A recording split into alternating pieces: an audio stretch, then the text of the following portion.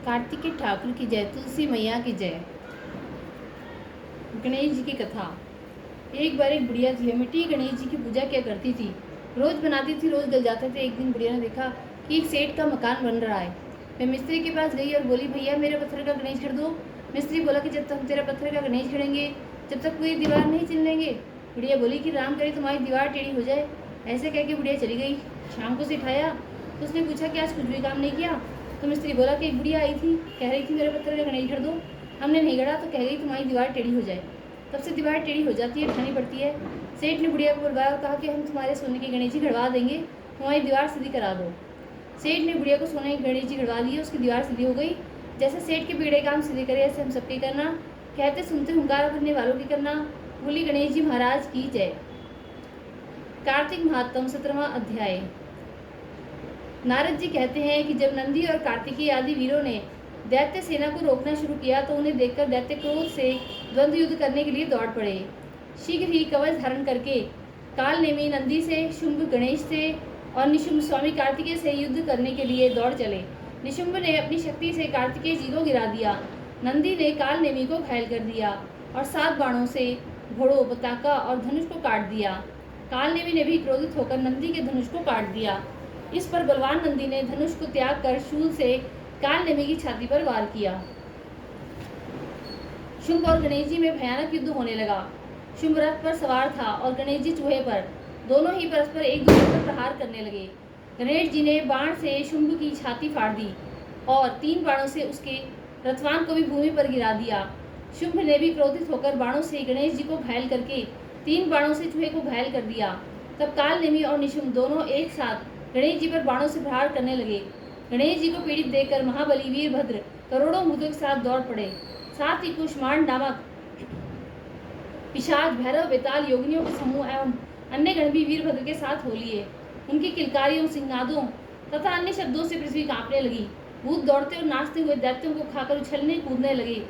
नंदी और कार्तिकेय जी भी तब तक स्वस्थ हो गए और युद्ध में राक्षसों को अपनी बाणों से शीघ्रतापूर्वक मारने लगे। जलंधर ने गणेश जी को, नंदी को और वीरभद्र को घायल कर दिया और बादलों की भांति गरजने लगा। कार्तिकेय ने शीघ्रता से उस असुर पर अपनी शक्ति से प्रहार किया। शक्ति के प्रहार से व्याकुल होकर जलंधर घूमने लगा। फिर उसने बड़े क्रोध से कार्तिकेय को भारी गदा मारी और कार्तिकेय भूमि पर गिर पड़े। इसी प्रकार उसने नंदी को भी भूमि पर गिरा दिया। इस पर क्रोधित होकर गणेश जी ने उनकी गदा को फरसे से काट दिया। तब दैत्यराज जलंधर अत्यंत क्रुद्ध हो गया और भयंकर शक्ति का वार करके गणेश जी को गिरा दिया, दूसरे रथ पर चढ़ गया। इसके बाद क्रोध करके वह वीरभद्र पर झपटा और सूर्य के समान कांति वाले दोनों योद्धाओं में परस्पर युद्ध होने लगा। परिक को उसने वीरभद्र के मस्तक पर मारा। वीरभद्र के मस्तक से रक्त बहने लगा और वह भूमि पर गिर पड़ा। कार्तिक महात्म 17वां अध्याय संपूर्ण। वे कार्तिक के ठाकुर की जय, तुलसी माता की जय।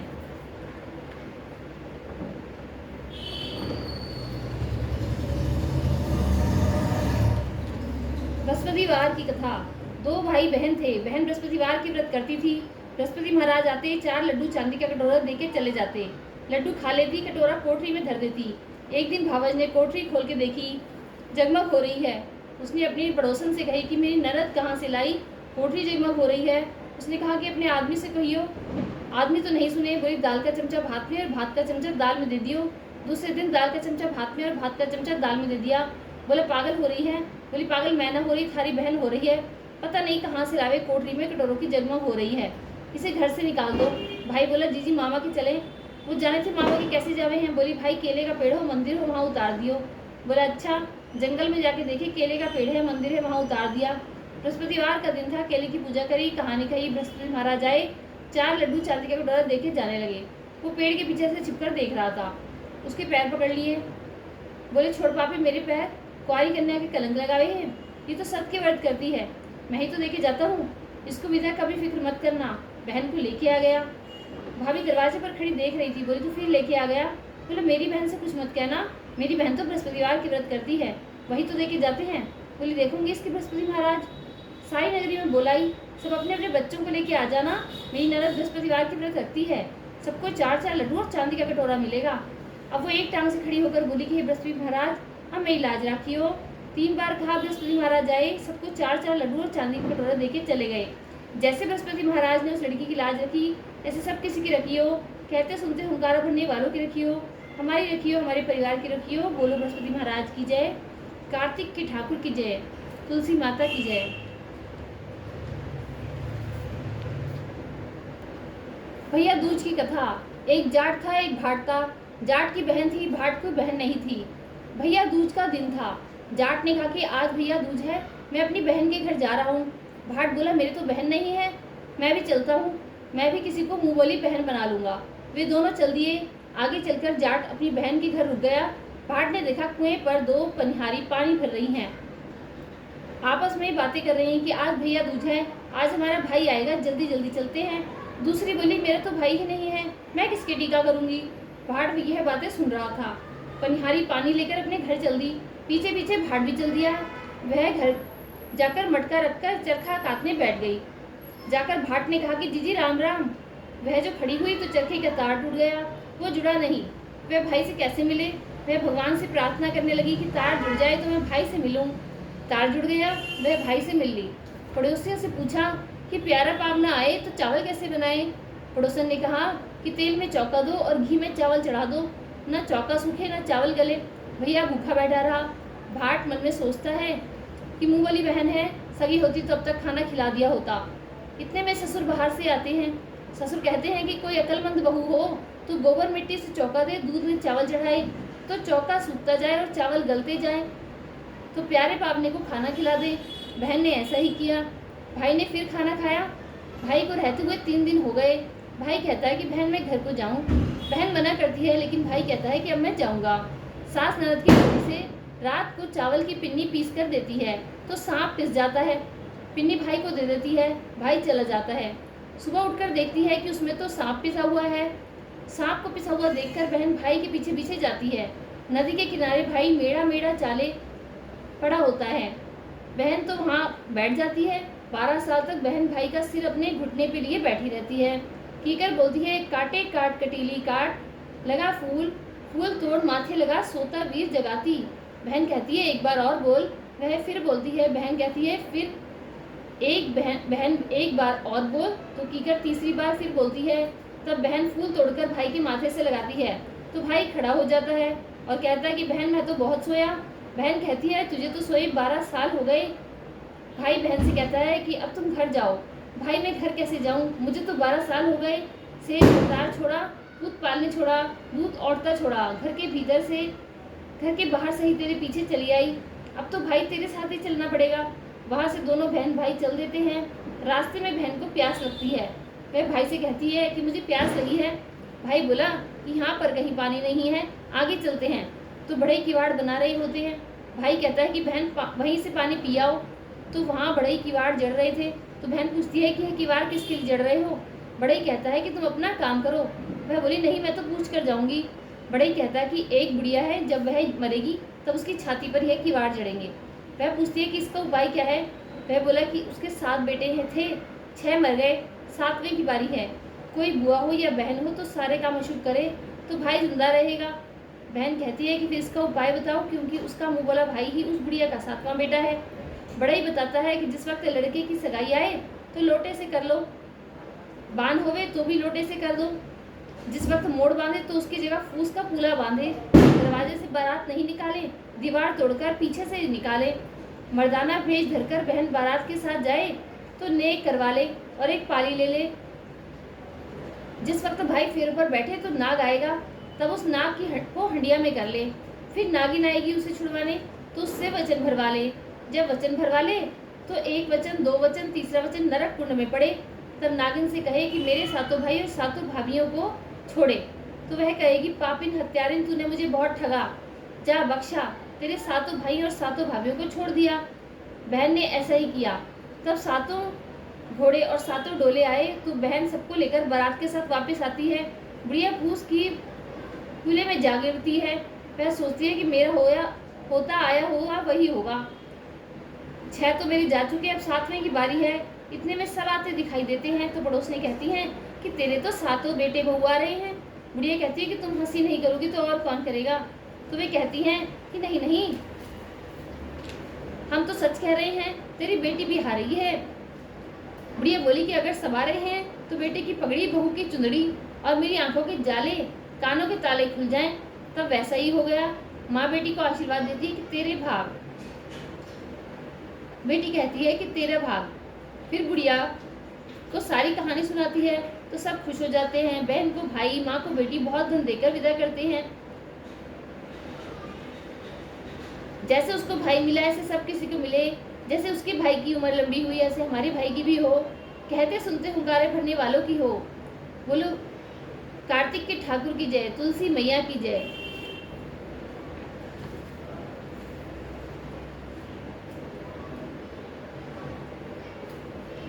नित्यनेम की कथा। दो माँ बेटी थी, वे रोजाना नित्यनेम की कहानी कहा करती थी।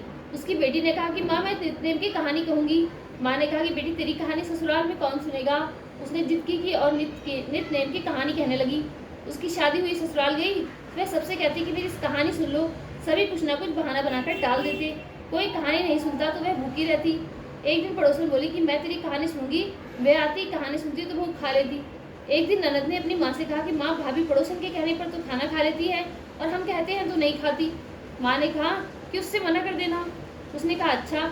लड़की ने पड़ोसन से मना किया तो पड़ोसन ने अपने पति से कहा कि उसकी बेटी तो मना करती है। पति ने कहा कि उसकी माँ मना करे तो मत जाना। अगले दिन सास ने मना कर दी तो पड़ोसन नहीं आई। बहू की कहानी कोई नहीं सुनता तो वह भूखी रहती। ससुर ने पूछा कि बहू कैसी है, तो सास ने कहा कि अच्छी है, काम काज तो कर लेती है मगर खाती कुछ नहीं है। ससुर ने कहा कि बड़े घर की बेटी है, काम करने से थक जाती होगी, इससे काम मत कराया करो। लेकिन वह फिर भी नहीं खाती। धनराज का आसन डोल उठा कि इस नगरी में ऐसा कौन है जो भोजन नहीं करता, उसे बुलाओ। स्वर्ग से विमान आया तो सास बोली कि मैं चलूं, तो बहू ने कहा कि तुम्हें तो बहुत काम था, मेरी कहानी सुनने का समय नहीं था। जिठानी ने कहा तो कहने लगी कि तुम्हें तो मालिक का खाना बनाना है। ननद ने कहा तो कहने लगी नहीं जी, तुम्हें तो गुड्डे गुड़िया से खेलने से ही फुर्सत नहीं थी। पड़ोसन बोली कि मैं चलूं, तो बोली हाँ बहन तुम चलो, तुमने ही तो मेरी नित्यनेम की कहानी सुनी है। वह अपने मालिक के पास गई। मालिक बोला कि तू तो बड़ी भाग्यवान है जो जीते जी जा रही है, मरकर तो सभी जाते हैं। और वह जीते जी गई। बोलो नित्यनेम बाबा की जय।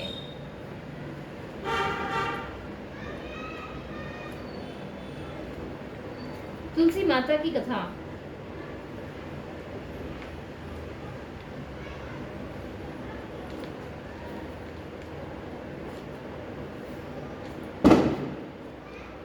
कार्तिक के महीने में सब कोई तुलसी माता को सींचने जाती। सब कोई तो सींच के आ जाती, पर एक बुढ़िया माई आती और रोजाना तुलसी माता से कहती कि तुलसी माता सत की दाता, मैं बिरला सींचू तेरा, तू कर निस्तारा मेरा। तुलसी माता अडुआ दे, लडुआ दे, पीताम्बर की धोती दे, मीठा मीठा गाज दे, बैकुंठ का वास दे, चटके की चाल दे, पटके की मौत दे, चंदन का काट दे, झालर की झिंकार दे, साई का राज दे, दाल भात का जीवन दे, 11 का दिन दे, कृष्ण का कांधा दे। इतनी बात सुनते ही तुलसी माता सूखने लगी। भगवान ने पूछा कि तुम्हारे पास तो इतनी औरतें आती हैं, तुम्हें जिमावे गावे, तो भी तुम कैसे सूखने लगी। तुलसी माता ने कहा कि एक बुढ़िया माई आती है जो रोजाना इतनी बात कहकर जाती है। मैं और तो सब कुछ दे दूंगी, पर आज श्री कृष्ण जी का कांधा कहाँ से दूंगी। थोड़े दिन बाद बुढ़िया माई मर गई। सब कोई उसको उठाने लगे, पर वह इतनी भारी हो गई कि किसी से उठे ही नहीं। तब सब कोई कहने लगे कि पाप घाट की माला फेरती थी जिससे इतनी भारी हो गई। भगवान बूढ़े ब्राह्मण का रूप धारण करके आए। सबसे पूछने लगे कि इतनी भीड़ क्यों हो रही है। सब बोले कि एक बुढ़िया मर गई है मगर किसी से नहीं उठती। तब भगवान बोले कि इसके कान में मुझे एक बात कहने दो तो ये उठ जाएगी। सबने कहा कि तू भी मन की निकाल ले।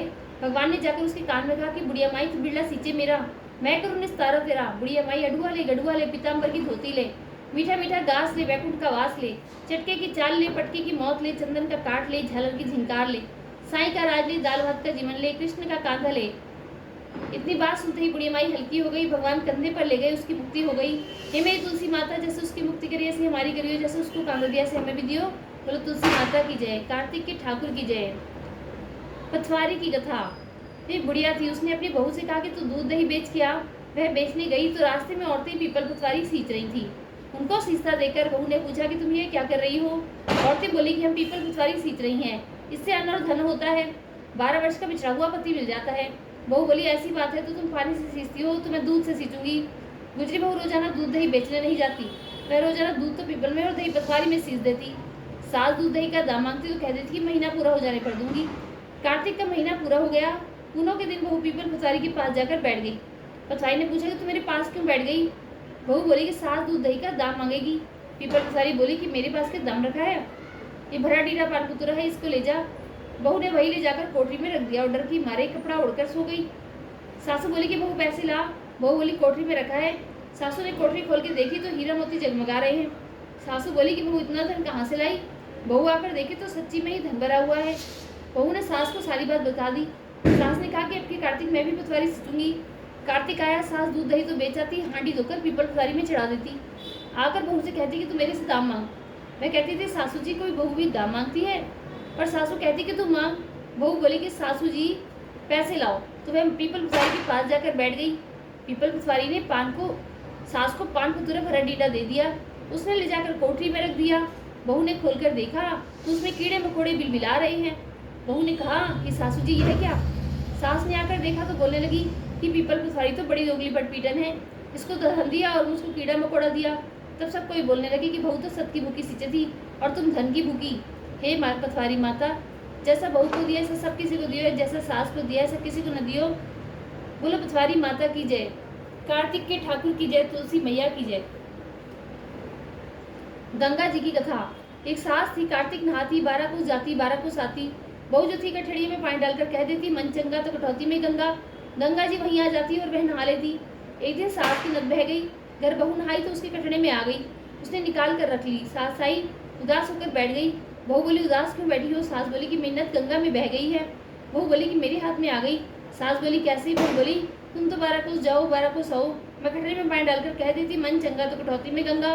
गंगा जी वहीं आ जाती, उसी में तुम्हारी नद बह आई, मैंने ले ली।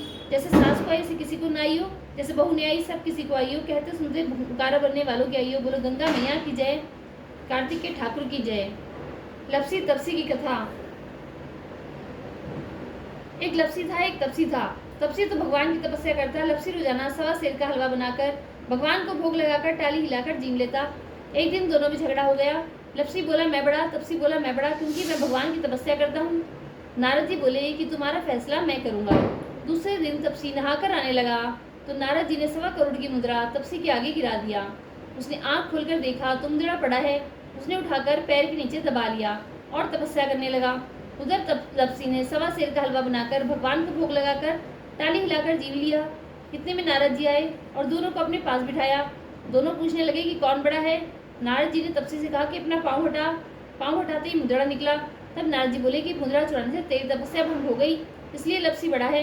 तपसी कहने लगा कि मुझे मेरी तपस्या का फल कैसे मिलेगा। नारद जी बोले कि तेरी तपस्या का फल कार्तिक नहाने वाली देंगी। सब कहानी कहकर तेरी कहानी नहीं कहेंगी तो कार्तिक का फल तुझे हो जाएगा। धोती देकर अंगोछा नहीं देवे, सीधा देकर दक्षिणा नहीं देवे, ब्राह्मण जिमाकर दक्षिणा नहीं देवे, दीवा चास के हाथ ना जोड़े तो तेरा पुण्य, कपड़ा देके बटन ना लगाए, दाहिने हाथ का नाड़ा बांधे तो सबका फल तुम्हें हो जाएगा। इतना कह के नारद जी चले गए। बोली कार्तिक के ठाकुर की जय, तुलसी माता की जय।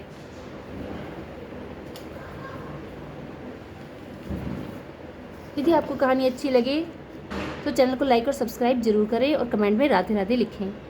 राधे राधे।